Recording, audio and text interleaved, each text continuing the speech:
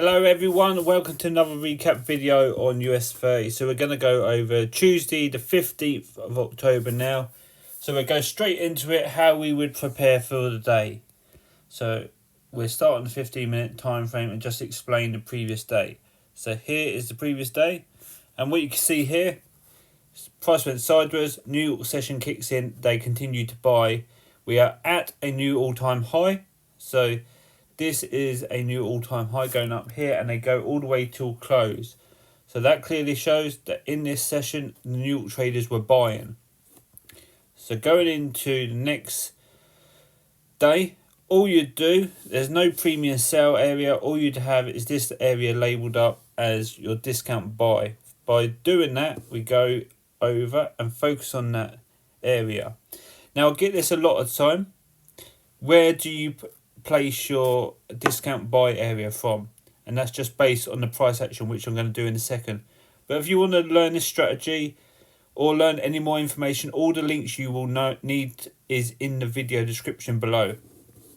And there's a strategy playlist that goes through how to set up these things I talk about. So, doing the discount buy area. So this here is the New York Open. And what you want to look for is what the New York Open shows you. This area shows you that we're pushed down and then they started to buy. So this movement down from the open and then the movement up is your discount buy area. So from here all the way down to there is your discount buy area. You don't really want to bring it up here because this is the main concentrated area. If you follow my gold channel, you would know this is also a manipulation taking place, manipulation pattern.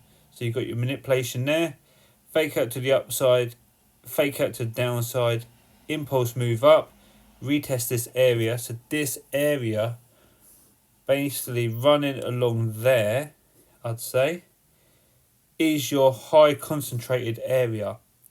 So you'd have it running like that. That's where the manipulation comes from. You could also have this area, but that is also a key level because that's where the New York Open takes place. Anyway, that's what you would do. Get that discount price, discount area, drag that along like that, and you go all the way over to the next day. You'd have that labelled up like that. Then we go and focus on what's happening with the London Open. So here, you don't have any previous day high. You go all the way to close in a bullish pressure. Even the closing candle is that daily high. So going into this day, you don't have any real liquidity pools.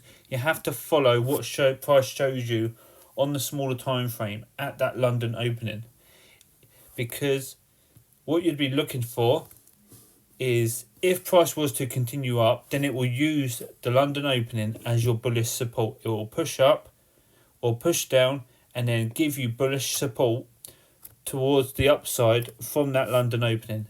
Now, because we had such a big movement up, there is also a chance that a retracement will come with the London opening. So you can go either way. You have to examine what price does on the smaller time frame. So going into the London opening is here. Same as always, you have your mop there. This is the Asian session high, Asian session low. You have your pre-London here and your London opening here. Now, obviously, if you got into the market early, you saw this downwards move, pre-London took place, took the Asian session low just about, and then started the upwards move. Let's say you don't get that, because I wouldn't have got that. Let's miss that one. Then we focus on the London opening here. What you'd be wanting to see is some sort of movement for a liquidity pool, so up here or down here again, or you'd want to see support from the London opening or a retest of this area here, which is the pre-New York. London opening takes place, messes around a bit, gives you a push here, pushes up to take your Asian session high. That is your first confirmation. So this is confirmation. We are pushing price up to take liquidity, then we look for a reversal. So on these candles, once you start seeing bearish pressure, you can get into the move. You can see it retest a few times, so you might have got stopped out a few times here, but we're going to put that in pink to indicate where you'd be looking to enter. So the reason for looking for a sell trade here is because you're expecting a retracement. It's taken a smaller time frame liquidity, which is the only one available, which is the Asian session high, and you're seeing bearish pressure kicking in. You would enter around here. Your entry would be around here. You might have got stopped out on this candle, but your stop loss would be at the last high. As you come down to the London opening, you'd move to break even and then hopefully ride this sideways movement sideways. You would look for bullish support from here, the London opening. Now you might have thought, okay, that's a bullish confirmation there. So this is where it can get confusing, because you're seeing bullish confirmations and bearish confirmations here. So you're within a range basically now. So what you got to do is wait for that one range to be broken in one direction. You're looking for support in one direction. And look at this whole thing. I would favour the downwards direction over the bullish move. And I know that happens, but the main reason I say this is because when we look at a higher time frame, it's very bullish from the day before, but we would be favouring a retracement to get in to another buy at a lower price, and we've taken Asian session high, which is a liquidity pull, and it's stronger than two retests of this New York Open, not New York Open, the London Open here. And it's not a very good retest as well. You can see we pushed right down below that London Open. What you'd want to be seeing is a rejection of that exact level. So that's why I would favour a bearish move on that one. We also have earnings on this day being released. That's why before the New York session takes place, you got earnings being released here. That is pre-New York Open. That's why you got this gap here and the volume kicks in a bit. Push down, retracement up here, and that's retracing your New York London Open. So that's obviously, you can see that's retesting the MOP too. So that's also a bearish confirmation to support this direction.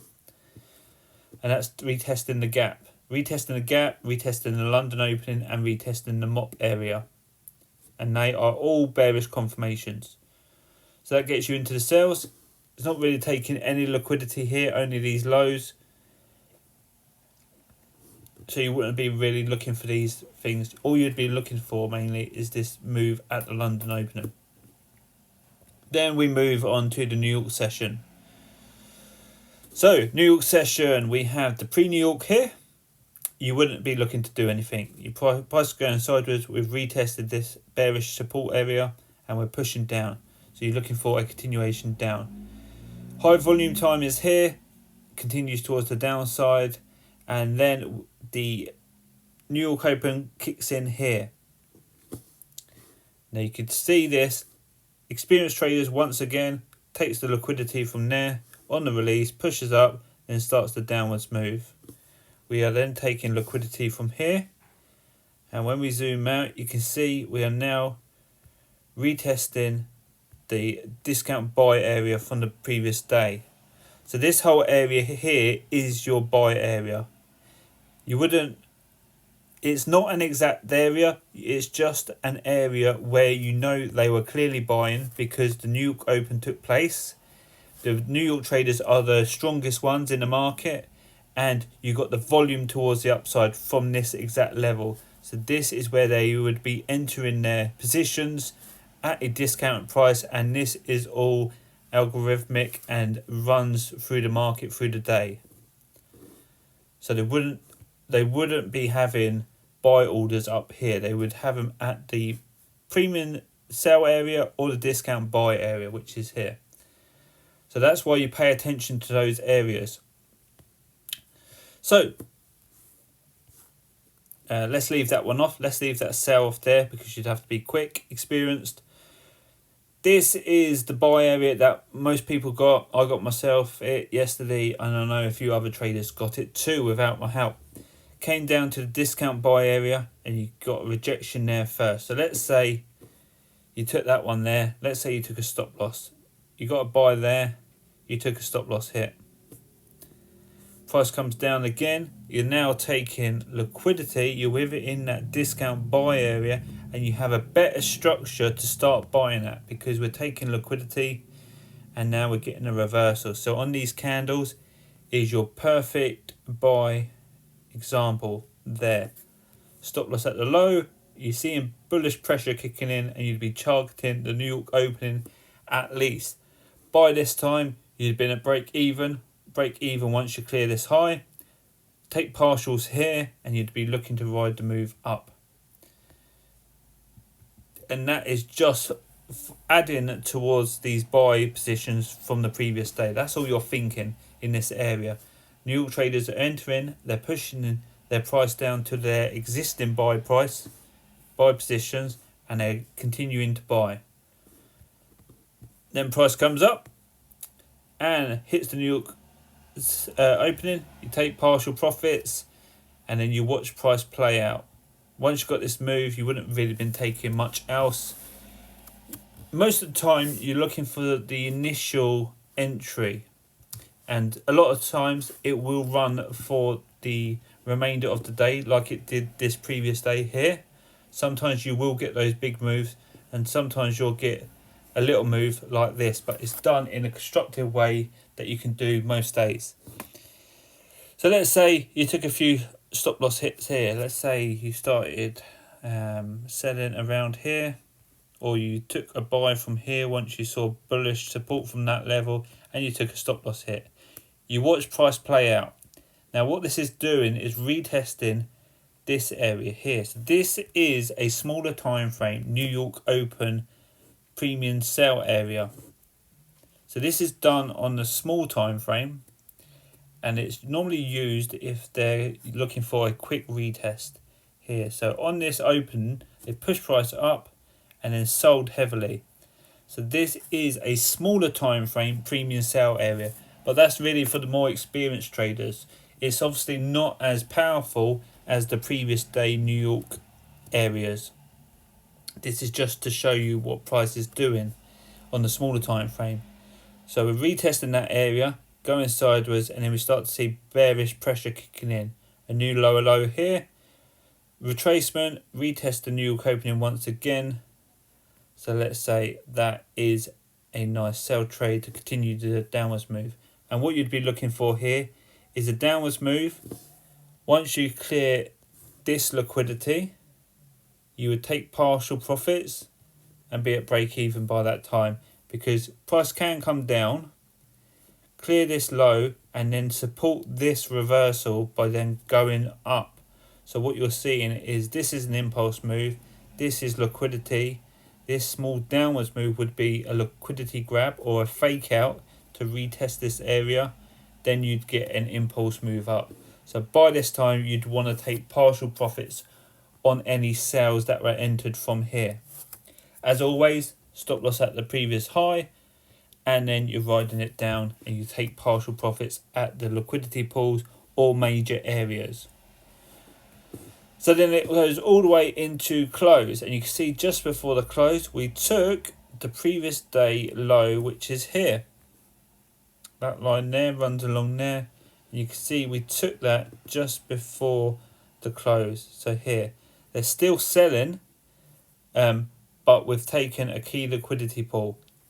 So that shows that going into the close they are still selling, but they're at a key liquidity pool. So going into tomorrow, you'd be looking for a very constructive way of reversing price if they were looking to buy from now. But those are the main areas you'd be looking to trade. Let's put that on there again. Oh, it's in. Put it in pink.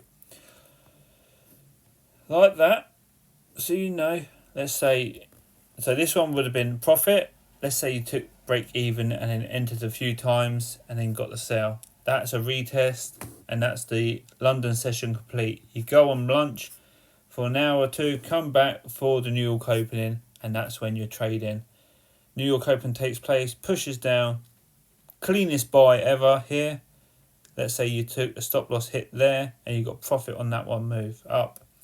Let's take this one would be risking less in my opinion. This is your full risk move because it has high probability. This would be risking less because you're looking for a continuation on into the next day or the late afternoon. So these moves from here are normally bigger.